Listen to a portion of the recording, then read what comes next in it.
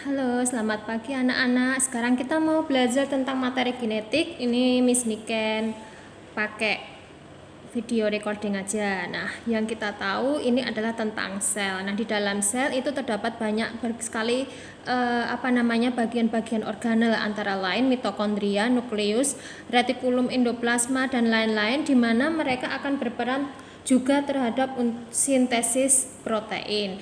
Nah, sekarang kita lihat masuk ke dalam kromosom. Kemarin sudah Miss Niken jelaskan, ini bentuk kromosom. Nah, semisal salah satu bagian lengan kromosom ini kita uraikan, maka akan terdapat bagian urean yang paling kecil, itu adalah DNA. Kita bisa lihat berbentuk seperti ini. Jadi DNA itu berbentuk double helix, berpilin. Kemudian di sini terdapat basa-basa nitrogen yang kemarin sudah Miss Niken jelaskan, ada adenin dan guanin. Ini merupakan basa dari purin. Kemudian kalau sitosin dan timin ini merupakan basa dari pirimidin. Kemudian kita masuk lagi, kita akan perjelas lagi tentang kromosom. Kita bisa lihat di sini, ini adalah bentuk dasar dari kromosom. Memiliki bagian-bagian seperti telomer. Telomer itu sebenarnya ada di bagian di sini, atau mungkin bagian sini, salah satu ujungnya. Jadi fungsi telomer itu seperti ikatan pita. Jadi kalau semisal kita menggulung tali, itu kan ada satu bagian simpul yang kita matikan. Nah, tujuannya apa telomer itu? Telomer itu bagian simpul yang kita matikan tadi. Tujuannya adalah untuk menjaga DNA agar tidak terurai atau mencegah bersatunya lengan. Jadi mencegah bersatunya lengan satu dengan lengan yang lain. Atau bisa juga dia sebagai perlindungan terhadap lingkungan di luar. Itu fungsi dari telomer. Kemudian di sini ada bagian lokus. Lokus itu seperti tempat berkumpulnya suatu ikatan-ikatan. Kemudian di sini ada satelit. Kemudian kita perhatikan di sini dengan baik. Di sini ada kromonema. Kromonema itu kita lihat pita spiral seperti ini. Ini sebenarnya adalah kromonema yang bentuknya seperti sungai. Kemudian di dalam kromonema itu ada yang namanya kromomer. Kemudian di sini ada lengan, kemudian di sini ada sentromer. Oke, kita lihat ke sini. Di sini ada sentromer, tempat tengah-tengah kinetochore di sini. Jadi perannya dari sentromer itu adalah pembelahan sel, sehingga benang-benang spindle itu bisa melekat pada masing-masing kutub yang berlawanan dalam proses pembelahan. Jadi itu peranannya dari sentromer atau kinetochore. Kemudian kita bisa lihat bentuk-bentuk kromosom berdasarkan sentromernya. Jadi ini sentromer, dan sentromer. Jadi ini gambar yang A itu adalah kromosom dengan bentuk metasentrik. Bagian lengannya sama panjang. Kemudian bagian yang B ini adalah submetasentrik. Salah satu lengannya pendek, salah satu lengannya panjang. Kemudian yang bagian C ini adalah akrosentrik. Jadi lengan yang satunya lebih pendek lagi dibanding dengan yang submetasentrik. Kemudian yang terakhir ini adalah telosentrik. Telosentrik itu hanya memiliki satu lengan. Di sini sentromernya. Itu macam-macam kromosom berdasarkan sentromernya. Kemudian next. Seperti ini bentuknya. Jadi di sini adalah metasentrik. Kemudian di sini salah satu panjang, salah satu pendek. Itu adalah submetasentrik. Bagian yang bawah lagi di sini lebih pendek lagi dari sebelumnya. Itu adalah akrosentrik. Kemudian di sini yang seperti hanya punya satu pasang lengan saja, karena di sini tidak ada lengan, namanya adalah telosentrik.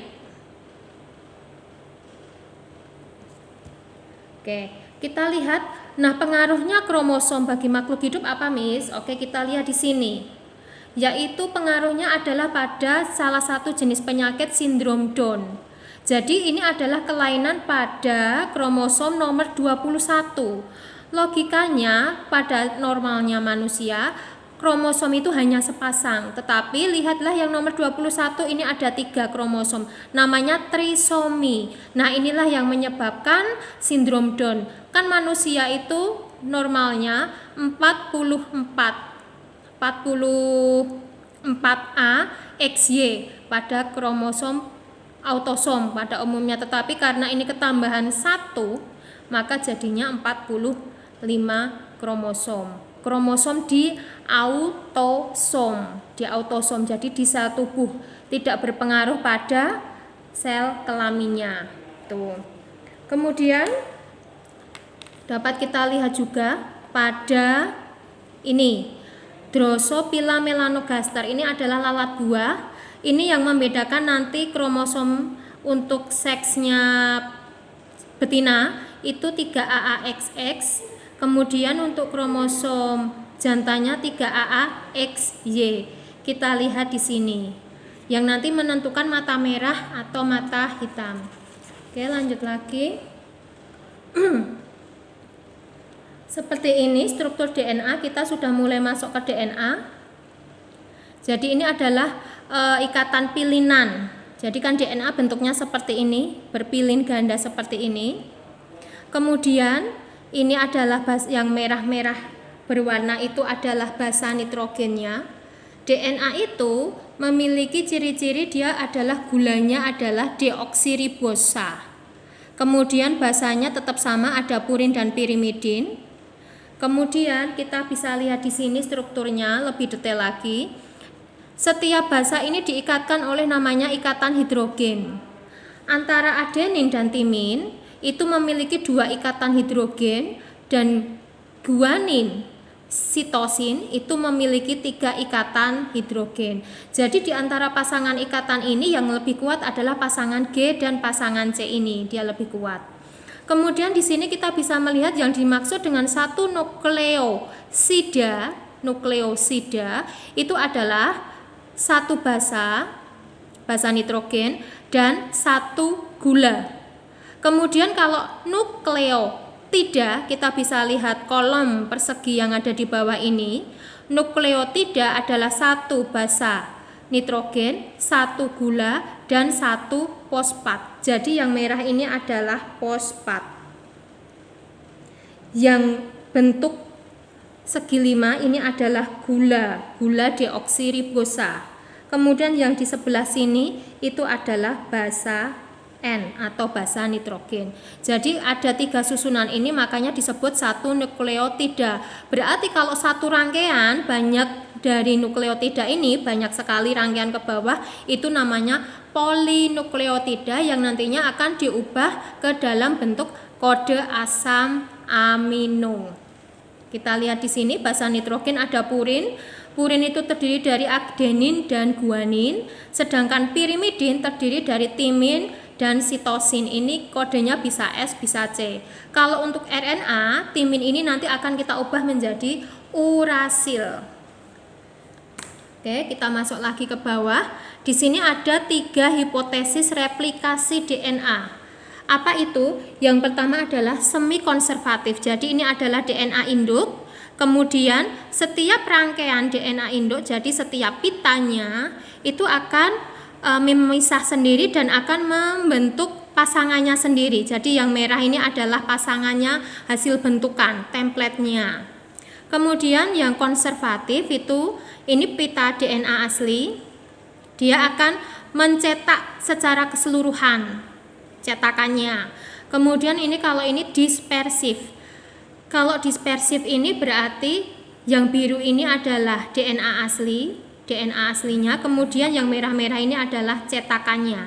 Jadi akan terpotong-potong. Nah, untuk mempelajari sintesis protein berikutnya, para ilmuwan itu lebih percaya dengan teori semi konservatif. Jadi ada satu pilinan, satu untai pita yang akan membentuk pasangannya sendiri. Lihat lagi. Kita akan masuk ke perbedaan antara DNA dan RNA. Apa itu perbedaannya? Kalau untuk DNA itu berpilin, sedangkan untuk RNA tidak berpilin ya. Nah, DNA itu fungsinya adalah pembawa informasi genetik, kemudian duplikasi dan pewarisan sifat, serta pengkodean genetik untuk kontrol perilaku atau fungsi atau pengembangan suatu organisme. Kemudian sedangkan RNA sendiri itu banyak terdapatnya di mana? Di sitoplasma dan di ribosom. Jadi dia pendek, berukuran pendek. Kalau DNA tadi berukuran panjang ya. Kenapa kok RNA ini lebih pendek, Miss? Karena RNA ini terbentuk dari transkripsi fragmen DNA yang nantinya akan dilalui pada proses sintesis protein. Nah, kalau RNA itu terdapat di sitoplasma dan ribosom, berarti DNA terdapat di dalam inti sel. Oke, kita lanjut lagi ke sini. Nah, untuk RNA itu kita memiliki 3 macam RNA. Yang pertama adalah mRNA atau messenger RNA. Jadi ini merupakan rantai tunggal dan dibentuk oleh DNA secara transkripsi, di mana mRNA ini dibentuk di dalam inti sel. Jadi pada saat mRNA ini dibentuk, DNA ini masih di dalam inti sel. Kemudian basa nitrogennya untuk mRNA ini disebut kodon.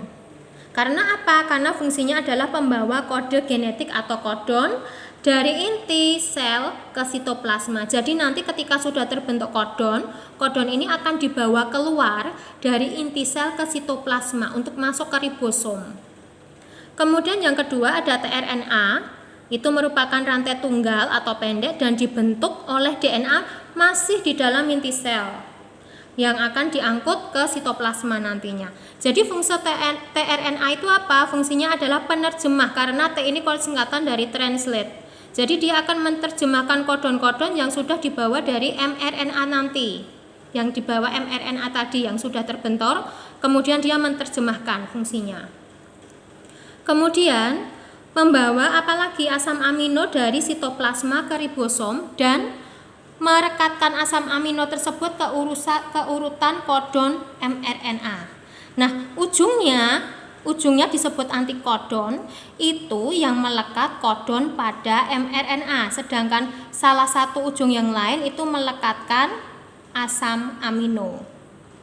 Kemudian yang terakhir ada rRNA. R itu dari ribosom. Jadi dia terdapat di ribosom otomatis. Nah, kemudian dia merupakan perakit polipeptida yang bergerak secara satu arah. Jadi ini nanti yang akan menerjemahkan, yang akan membawa polipeptida atau asam amino. Seperti itu. Kemudian ini kita lihat perbedaan dan persamaan dari DNA RNA.